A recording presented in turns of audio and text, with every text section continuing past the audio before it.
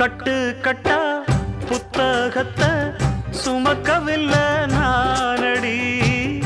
ஆனாலும் தான் கெட்ட வழி போனதில்லை நானடி. வெள்ள மனம் பிள்ள குணம் உள்ள ஆளு நானடி. என்ன பத்தி ஊருக்குள்ளே நீயும் கொஞ்சம் கேளடி. படிப்பு ஒன்னே வாழ்க்கையா, பாசம் வந்து இல்லையா?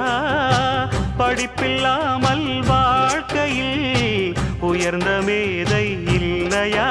உன்னை கண் போலத்தான் வச்சு காப்பேனடி.